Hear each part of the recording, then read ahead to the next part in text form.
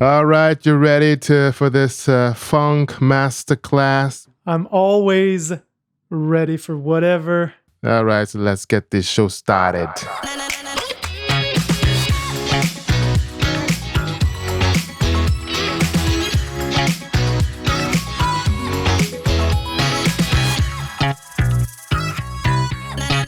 Ladies, gentlemen, we are back. Welcome to your Bedroom Super Producer podcast.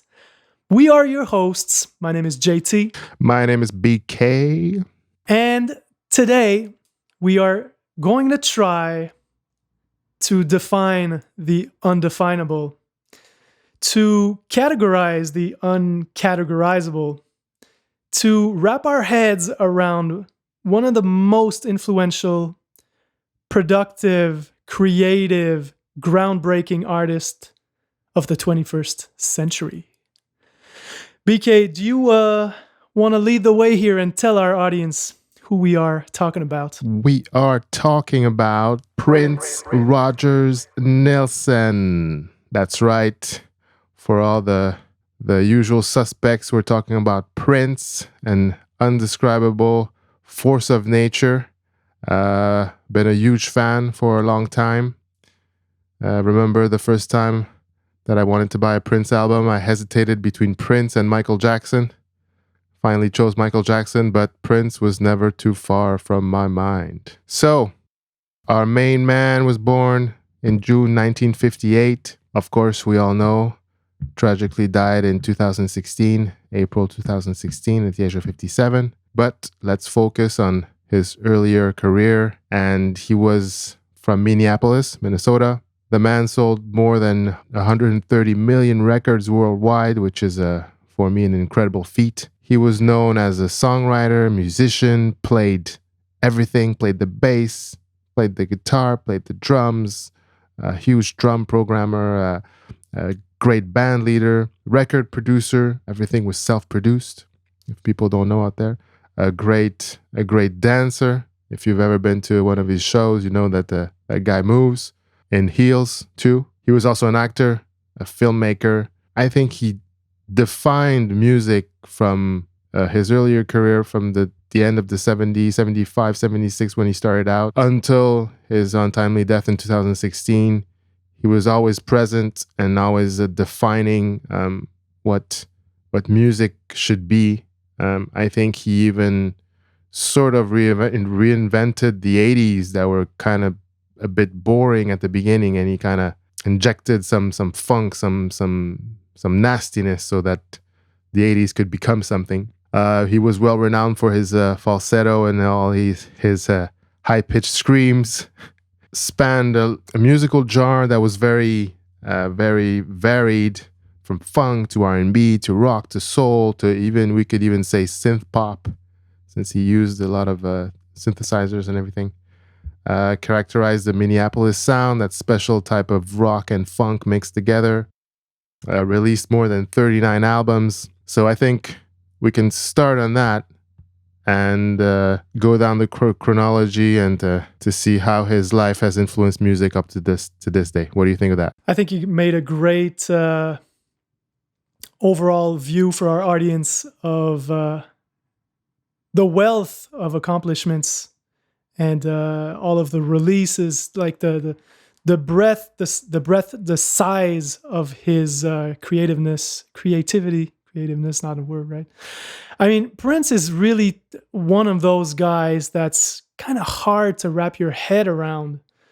I remember when we first met, you played me this live concert, and I remember like yesterday just how complex my own little relationship with Prince's music was at that time. Like, I was not a full-blown hater, but I certainly had a great dislike for a lot of his songs, just to put it mildly. And I think looking back, and especially preparing for this episode today, I realized that I just could not put Prince in a box and say, okay, Prince is a great funk artist, for example, because then he'd go on a tangent with a rock psychedelic sound or a super, super soft and syrupy ballad. And then he'd go off to some synth pop, like you said, or some, regular good old 80s funk. And so I think that's what makes him such an interesting character. Just the fact that he can bounce around creatively, and like you said, he's a movie maker, he's a fashion designer in his own right. He invented, certain bodies for his guitars. He's all over the place, really. And so I think that's why at first I really couldn't appreciate, especially when he was still alive, his craft. True, I understand that. He's a very controversial artist, if I can say it that way. He's always had his special way of looking at things, of making music. I think he's one of those artists that I was always in all kinds of music. I was always about the music for me. For me, the persona is important and the stage presence is important. But at the same time, for me, it was really what I was listening to that was important. But for Prince, it was a bit different. For Prince, you had to take everything in because his music was linked to his personality. It was linked to his fashion sense. It was linked to the all the erotic stuff that he did on stage, and the fact that he was pretty much of like alpha male, the way he produced things and the way he wanted to like everything to sound. He always refused to be produced by someone. Prince was always self-produced. If people don't know that out there, and so all that mix, and that's what I found was very interesting in Prince. It was always this ambiguity. Is it a guy? Is it a woman? He wears heels. He wears these outlandish outfits. Yet he has this great falsetto voice. Yet he still can have this pretty low, funky voice. Larry Graham, funky bass voice. So it was always you always kept asking yourself like where is he going? What's he gonna do? And that was part of his branding, basically. Uh, and the fact that people ask these questions, that's what made him interesting. That's what made him popular. That's what made some people hate him. That's what made some people like him. And of course, you're going to get criticized for all these things. But at the same time, he attracted so many eyes on him with all these sort of a kind of a circus act. But if you study in more details, you understand why he did it. It's not to be pigeonholed in a certain specific style. Like he didn't, the whole androgyny thing it was basically to shock. It was kind of like Elvis moving his hips on the Ed Sullivan Show and having these huge sideburns. That was in that era, that was shocking. And Prince, that was how he would shock people in the 80s and the end of the 70s. And you also have to understand he was quite a small person at first in his career. He was recognized as a talented musician, but no one really paid attention to him. And it's sort of a kind of a biology hack that he did. He's little, slender. People don't take him seriously. Now, if he wears these outlandish things, if people keep asking questions about his sexuality, well, you're kind of putting. So it was kind of his branding. So that's why he did all those things. And if at some point you would look at a Prince video or a cover of an album and you were uncomfortable, I think that's exactly what he wanted you to feel. And that's why he became so popular. At the same time, he had great music to back all these shenanigans. What do you think? I think you really, really nailed it there. He was difficult to appreciate just from the perspective of him ever changing his branding. You could never really say, "Oh, I understand." It was just so diverse and so eclectic that I guess he took reinventing himself to several next levels. Um, but with that being said, I'd like to go back to the impressive fact that he produced everything, and that from a very, very young age. Yeah, exactly.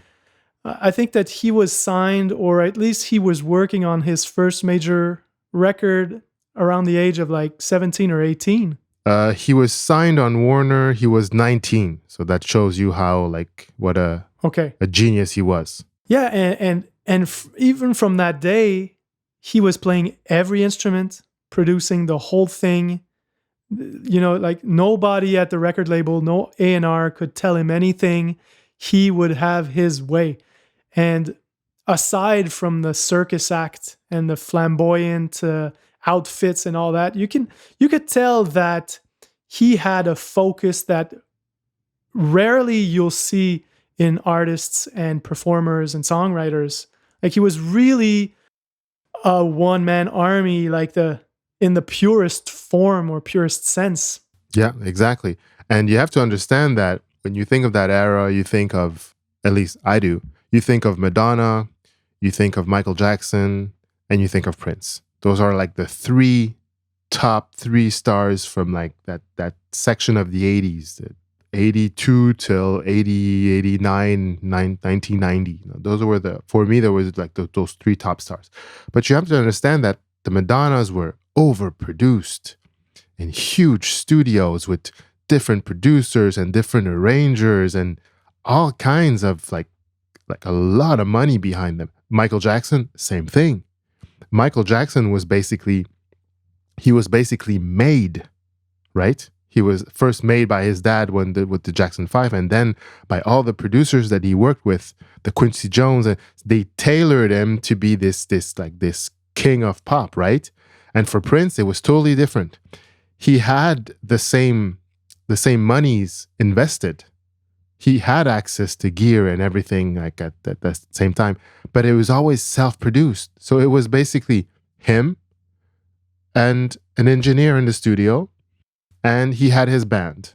Sometimes he would take some riff from his band, and when they were rehearsing for the tours, usually it was stuff that he made all by himself and that he recorded with his engineer in the studio.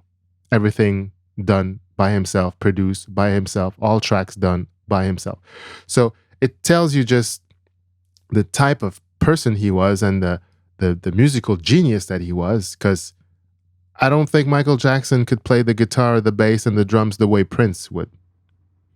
And the keyboards. And the keyboards and like pretty much everything. Michael Jackson, with everything I give to him as like one of my like ultimate favorite stars ever, not exactly the same presence on stage. The dance moves were there, but Prince also had his moves.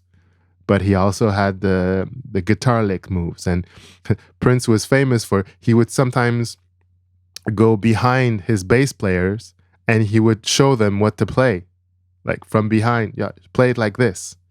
And so it's incredible to have this one person to be able to do all these things. And for me, it's important that people know that he did a lot by himself. And it's only like later on, a little bit after Purple Rain, a couple albums after, that he started to work with an arranger. Like, so it gives you an idea how his circle was very close-knit circle. Even his engineers, like one of the most famous engineers that he worked with was named Susan Rogers. And basically she came to install an API console in his studio back in the days. And the story goes that she stayed for the next 4 years, like night and day, literally. And she produced like all these great records. She produced Purple Rain. She engineered, and she was the one cutting all the tape and recording everything in the background. Around the World in a Day, Parade, Signs of the Times, the Black Album that he didn't want to release. So she was there like that hot, like on fire period, 1983 to 1987, 1988, those big years. She was there. And I was watching an interview on YouTube, and she said that the day she left, it was because she decided to take a day off. She took a day off, and the next day Prince told her, well, you can't do that, you always have to be here. And she said, well, no, like for 4 years I've been here every day. Yesterday I went out for 2 hours on a date. No, I can still have a life. And that's sort of how it ended. And it shows you how he's a genius, but at the same time, maybe socially some little things are a little bit more awkward, were a little bit more awkward for him. So it tells you a little bit about him. And I mean, when you listen to his bandmates also, you can tell that they have tremendous amount of admiration for Prince, but they sound sometimes annoyed in interviews by the fact that he was just not going to sleep ever. Like, he would apparently work like 20 hours straight in the studio, and they'd have to sit there and rehearse and stop when he needed to rethink something, a passage or a transition to another song. And he had this level of energy that was like inhuman in a way. Like, so imagine if they would get tired just from the rehearsing, when they would go home, he would still keep on working. And I think that's one of the things that I wanted to talk about in this podcast, like for the younger viewers and the younger listeners out there. Today we have the luxury of overthinking everything, of redoing everything, of reamping everything, using another synth or another plugin or whatever. But if you take the way Prince worked, he would usually start to work on an idea. By the end of the night or by the next morning, it was done. So it's pretty much, and everything, like re-record everything, the bass, the drums, the vocals, the ad-libs, overdub and everything. Everything was done, mixed, arranged, and then it was ready to be like professional mixers and mastering. So his ratio was pretty much throughout his career. That's why he was so prolific. His ratio was pretty much a song a day, if you think about it. And a song a day, for me, that sounds incredible. But at the same time, maybe it's something that we should inspire ourselves with. And to say, take an idea, push it to the maximum, grab that inspiration, do something with it, to finish it, and then that's it. Don't touch it. That's it. Keep that energy for the next one. If you want it to change, do it on the other songs. And I think that's very inspiring for me, first for the fact that he did all those songs, but at the same time, it shows you that even he, who was such a perfectionist and he wanted things to be done in a certain way, he knew at the end of the day, I have a song and I move on to the next one. That for me is something that we should put in our tool bag and use in our everyday music making schemes. Absolutely. I mean, over a career that spanned roughly 40 years, he put out, like you said at the beginning, 40 albums. So in an era where, Madonnas would probably release an album every 3 years, he would have at least one every year. So that right there tells you that the man was possessed. He was, and he was exploring so many styles, and he was great at everything. Like, from like his more, I wouldn't say conservative, but more of the times, like in 79, 80, like the Prince album, and then Dirty Mind, all the way to, stuff like, I just discovered this album actually, Expectation. Have you ever listened to that one? I think he released it in like 2003, 2004. And it's like an instrumental jazz album that'll sound as good, if not better, as any Herbie Hancock record. It's really something. No, I don't know that one. For me, like, I think in that era, I listened a lot to Musicology, 2004. Yeah, a little bit. Yeah, that's 2004, which is a great album too. It sounds good. But he did a lot of stuff. I agree with you. He branched out into a lot of styles. Yeah, it's just crazy. So if for people who are not fully aware of just how much of a genius Prince is, what album or albums would you recommend to our younger audience, BK? If you don't know him, for me, the top two albums you should listen to is, well, I want to say top three. 1999. I think 1999 pretty much defined the 80s. The 80s were fucking boring at the beginning. There was, honestly, there was nothing. And that 1999 album by Prince started that revolution of like a new sound. It must have even influenced Thriller and all like those great albums that came after. But for me, 1999, of course, Purple Rain. I think it was like one of his, like the peak of his career was probably 1984 with Purple Rain. I mean, those songs like When Doves Cry, Let's Go Crazy, all those songs were like very, like totally awesome. Agreed.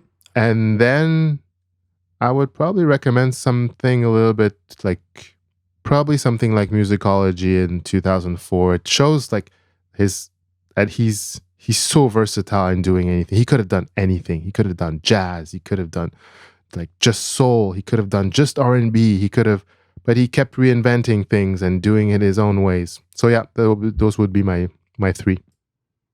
What about Batman? Did you like that one? Actually, Batman was one of the, like back then I didn't really know Prince that well. And he kind of came back on the map with like the Batman soundtrack. I found it pretty interesting. I loved watching those videos of him playing the keyboards and the guitar and the bass in his studios. It was interesting. I liked the Bat Dance. I liked those songs. It was Prince in another way. It's not his best work, but there's an energy, and he had the capacity to do it. And I think kind of like Quincy Jones, I think if he would have wanted, he could have like done soundtracks like anytime. Like, but he was such a recluse person and doing everything on his own that he just had to keep defining his own style. Did you like Batman the soundtrack? Well, I mean, I was mentioning that because that was my quote unquote baptism of Prince. Bad Dance was the first experience I had with Prince's music. And obviously, I was way too young for Purple Rain and Prince. And so I had to go back several years later. But I mean, for me, Bad Dance was really, really cool. Like the video was amazing, really groundbreaking. So you have to go back and watch that because it's literally like a little movie, you know? So it was really great. Aside from that, I mean, I really rediscovered Prince when we met. And at that time, I think that he came out with 3121. Yeah, it was one of his later things, yeah. Yeah, and honestly, I'll always remember when you actually put the CD on, you had just bought it, and Actually, Carl bought it for me. Oh, yeah, right. Because you guys were about to go see the show also, right? I don't know if we were about to go. I don't think so. I went later. Maybe. I went later. I was several years later. Yeah. But anyways, I heard that Black Sweat synthesizer come on, and I was like, ugh. It was so poorly mixed. And I think that's one of the things that I always had trouble with his, 2000 and like all the stuff that came after 2000-ish. It's the fact that it was so raw, so unpolished sometimes that I don't know. I mean, it makes you realize just how unnatural the music industry can become, with autotune, with all of the mixing, the reverbs, and all of that stuff. You're trying to make music perfect when in reality, it's always imperfect. If you go see a live show and everybody's playing an instrument and they're not singing on backing tracks, there's thousands of mistakes. And I think that Prince was willing to just to not compromise his vision, to leave those bad mixes out there. And like, I mean, that's why I kind of gave up on Prince also, because I wanted that perfection in, studio recordings, and I couldn't quite yet appreciate the rawness of Prince. I think that comes with the territory when first you're making music as fast as he was making, as when you're recording it super fast also. I must say, just before you go on, I had no idea back then that he was putting out as many records as he did. So, Like I said, I think it comes with the territory because when you're making it that fast, and I think for him, the most important thing was the feel. right. Nowadays, the most important thing is for it to sound perfect, for the pitch to be corrected, for the timing to be quantized, for everything to be perfect. And for him, it was more important that the feel was there. I remember reading an article of like some musicians that worked with him, and they said that he would very, very rarely ask them to do 20 takes in a row. He would usually take from like the first, the second, or third take because he knew that the first, second, and third take, they're usually the most raw, where you have the more genuine emotion of the song and what it represents when what you're trying to what you're trying to translate through your instrument. And he knew that it was better to have that energy throughout the take than to have a perfect take with no mistake, that like the musician is going to be thinking about, oh, I shouldn't be making a mistake at that measure. Oh no, this should be fixed. I should go slower here. When you're thinking like that, you're not really playing the song. You're not doing the song justice. That's not what you want to record. And over the years, we've all been making that mistake. I remember recording stuff with my band. We would do 30, 40, 50 takes. And at the end, you're like the emotion, the intention is almost gone.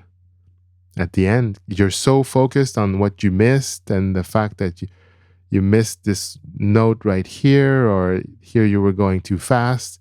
You lose touch with the song. So I think that's why certain songs and certain sounds at some places on these records, they don't sound quite right. Because like you said, we're used to that perfect mix, perfect mastering, perfect sound, perfect this, I'll correct this, overcorrect this EQ. And that's the problem with today. You can make everything sound great, and you kind of suck out the performance of the musicians that play on it when you do that. When you correct every mistake, every timing issues, every time the bass doesn't punch with the kick, every time you have a little bit of a falsetto coming in your voice, or every time it's like, have you ever tried removing all the breath noises from a vocal? Never. I've done it once, and first of all, it's time consuming. Second of all, at the end, you're listening to it and there's no life in the track. There's nothing. I never thought that was needed. So maybe in hip hop, it's less like needed or like necessary, but like when you're singing and it's more rock or more progressive or more punk rock, sometimes you have to remove because it kind of sounds wrong. But if you remove everything, it loses everything. And so I think that's why a couple of tracks and some sounds don't sound quite right, because he was so prolific. And at some point you just have to let it go. It is what it is. Put it out there. It's over. So you have a choice. Either you're prolific, you put everything out there, make your fans happy, or you work on it a little bit more and you put stuff out every 3-4 years and it's perfect. And then when you see the person live, you're like, oh my God, what's going on? It doesn't sound at all like on the record. Exactly. And I think that in most, business and marketing, sources of information I consume these days, everybody agrees on it's better to be done and out than perfect, and to get stuck in that analysis paralysis thing. And for artists, it's even more difficult for us to, part ways with something that we don't feel is perfect in our minds. But still, if you want to get discovered, if you want to reach an audience and develop, a relationship with your listeners, you have to have material. You're totally right in saying that artists have this problem of always wanting to change the song, always wanting to adjust this, always wanting to change this part and to rearrange this and to rearrange that. And I've learned over the years to just say, yeah, everything that you're suggesting sounds fine, but why don't you just keep it for the next song? Why don't you just keep it for the next album? That's what I would do. Because it doesn't serve anyone to have either too many good ideas in one songs or to keep changing. You're always gonna want to change things in a song. That's the way the artist's minds work. You're always like hearing new sounds and new progression and new ways to end it, new ways to start it, new orchestration things, new plugins here and there.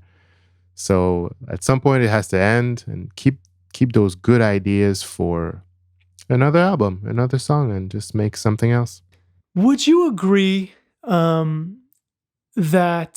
sometimes Prince is not necessarily as appreciated, or I would say used, quote unquote, in the media to talk about great music because of the fact that white corporate America didn't quite agree with him and couldn't quite cohabitate, like be in the same room as a guy like Prince? That like they were afraid of Prince. Would you agree? Like we said earlier, he was a very controversial artist. He wanted to shock, and just like a little bit of a story here for you. You know those parental advisory stickers that you have on CDs today? Yep. Yeah? You know that's because of Prince, right? I have discovered that today, as a matter of fact, because of Al Gore's wife. Exactly. Is that correct? Exactly. That's crazy. So imagine, like, for me, that the song that they were talking, I don't even remember what song it was exactly, but it's Darling Nikki off of 1984's Purple Rain. Yeah. So of course, I think corporate America and the labels, they were afraid because, first of all, he didn't, like I said earlier, he didn't accept to be produced. So basically, no one had anything to say about either the lyrics or the music. So they kind of lost control, and that's why they didn't feel that they wanted to either promote him that much. But at the end of the day, the music was so out there and the fans were out there that they had to start. They would be leaving money on the table if they weren't selling his albums, right? So I think you're right. They were afraid in a certain way of him and like his star power and the fact that he could influence people. And like I said, also his style was very raw. Okay, like the Michael Jacksons and everyone, they were sort of controlled. Well, maybe not Madonna, but the Michael Jackson, they were brought up in a certain way. It was perfect for labels. They didn't have too many songs. They would every year or 2 years they would have a certain album. They could make their money up. Prince at some point was accused of making too many songs. He would want to have albums with like 3 CDs in them because he was making so many. So, and the company, the label had to say to him, well, maybe not 3 CDs. How about just 2? You know? So in a way, the fact that they couldn't control him, that he was self-produced, that he was that whole, like I said earlier, that whole pansexual thing of not knowing like what he was. Is he gay? Is he not gay? Is he dresses like a girl or like a guy? That also, I think, played a role into it. That like corporate America tries to tailor to everyone, to the kids, to old people, and Prince, he didn't tailor to anyone. He just, I think in a way, people didn't understand him because all these things that he did and the way he dressed and everything, at the end of the day, when you know Prince and you know how he was and what he represented, you realize that it was to shock, but also in a way, it was to include, you know, to say that if you were gay, that's fine. If you were a guy dressing up like a girl, that's fine. If you're a girl dressing up like a guy, that's fine too. He would have like his bands and his musicians would like usually be all women, like aside from like the revolution, the Princeton Revolution, I think it was half and half. But later on, most of his bands were women, And an and incredible female bassist. like Rhonda Smith, who played with him for years, um, and also I think he was pushing out that cultural. He was ahead of his times. You know, he was born in that like segregation era, and like he was born in a time that like black people didn't even have the right to be in the front of the bus, and most of his bands had girls, Caucasians, black members, like, so he was a bit ahead of his time. And I think it was a lot of things that usually corporate America and the labels would stay away from, to not alienate anyone, to not shock anyone. Well, he had that, you know, and I think that's one of the reasons that he wasn't necessarily supported or not necessarily recognized, because he had all these little elements that would shock and that made people uncomfortable. I couldn't have explained it better, by the way, but I think I wanted to mention that on the podcast because one, I think it makes Prince underappreciated compared to what he really brought to the table, and I think that's a shame. One. Second of all, I think I was also guilty. You know, I was, and probably still am, brainwashed by the mainstream media and whatever corporate America wants us to think and feel and love and all of that. And now that I'm 40 and I had time to reflect and I had time to see how life unfolds and all of the injustices and I don't like the R word, but racism and you know, cultural disgust for cross dressers, transgender people. I don't want to make this too political, but I just want to make our audience aware of just how groundbreaking his work was to the cultural, political spheres of the time. And it's still, to me, kind of forgotten just how powerful his message of, like you said, being inclusive was. Because, yeah, of course, he was very sexual and controversial, but I think that when you look back on it, Prince was really, really a great human being. He was also doing a lot of charity work. He was like, you know, he was doing so much, just so much outside of the music world. That's what I'm trying to say. And also the fact that he still lived in Minneapolis. He could have lived in New York. He could have lived in LA. He could have lived anywhere. No, he stayed in his hometown because that's where he felt at home. And talking about charities, you know that Purple Rain was recorded live at a charity event. I did not know that. It was said that he would also go to McDonald's in Minneapolis and buy meals for all the kids and stuff like that. It's just very, very cool, man. Like you said, I think it showed like who he was, and like he was like a bit misunderstood. We could say that came from like his earlier time when he was a kid, problems with his parents and everything. I think he tried to maintain that and to help as many people as he could, even if people like from the outside you thought that he was very closed off and a bit recluse, and that's what he tried to do with his music. Yeah, and yet as early as the mid 80s, he was employing like 40 people for his live gigs. So he was creating jobs.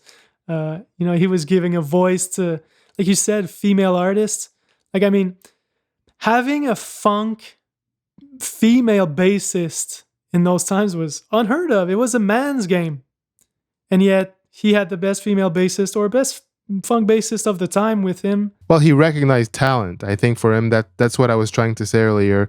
I think he's a very like egalitarian. He was all for equality from way, way back, be it between the races or between men and women. And also, we keep saying, we keep talking about the sexuality part and everything, but I think the way he mixed everything up, and like I said earlier, that we didn't know if he was gay or not, or a girl or whatever, I think that was his way of saying we're equal. Yeah, which we're still trying to figure out as human beings. We should be given the same opportunities. That's what he was saying. Absolutely. And I think that is still the main maxim I go back is equality of opportunity is what the human experience is all about. It's not about men, women, gay, straight, whatever. It's really about. I think we're going past our our threshold today. So I invite people to just open up their Spotify and browse the incredible wealth of music that he's produced over the years. Obviously, he died way too young, and that's a shame, but he still had time to create incredible masterpieces, weird stuff, bad songs across all genres. So just do your homework and study some Prince, because I mean, in 100 years, we're still going to try to understand everything that he did, right? And at the same time, I think there's many, many, many more of great songs in his vault, in his studios. I think in the next couple of years, we might hear some unheard songs from the past that he kept in his vault. Yeah, it has to be. And so just to close out the discussion, at least on my end, I would invite our audience to take inspiration from the fact that not only was Prince playing all the instruments, producing the records, writing timeless songs, because again, some of his songs have been covered by great artists. I remember when I learned that Sinead O'Connor had actually borrowed the song from Prince, I was like, okay. And so knowing your direction, knowing what you need to produce and how to package your product, and everything that revolves around the musical experience, from the clothing to the hairstyles to, making people wonder if you're gay, straight, both, whatever. Shocking also is a very big part of art. So there's so much to take in and to learn from Prince that obviously we couldn't cover anything but the tip of the iceberg. But I want to thank you personally for allowing me to rediscover Prince, and I'll give you the last word. Yeah, well, it was my pleasure. He's such a great artist. Once you're able to go past everything that he's challenging you to think about, and because some people don't listen to Prince because they kind of feel unease when they see him, or like what he represents, or they feel that their friends are not going to like them anymore if they tell them that they like Prince and everything. But once you get past that and you just listen to the music, if you like the music, listen to some more. So I'm going to invite everyone to go on your Spotify, go on YouTube, just listen to some Prince songs and inspire yourself from them. He's made so many great records out there, and find one song, inspire yourself, and make another song with it, and inspire yourself also from his marketing and his branding style. You don't have to dress like a stripper. You can find another way, wear a cape or a mask or something on stage. And on that note, I'm going to wish everyone a great week. Keep making that great music, and we'll see you guys next week. Peace out. Peace out. Thanks for listening to the podcast, guys. Remember to subscribe if you like what you hear. We're on Spotify, Apple Music, YouTube, Also, if you want to support us, head on to delicatebees.com. You can find our serum packs, our contact instruments, and also plenty of freebies if you subscribe to the newsletter. Don't forget to follow us on social media, Instagram, Facebook, and once again, keep making that awesome music.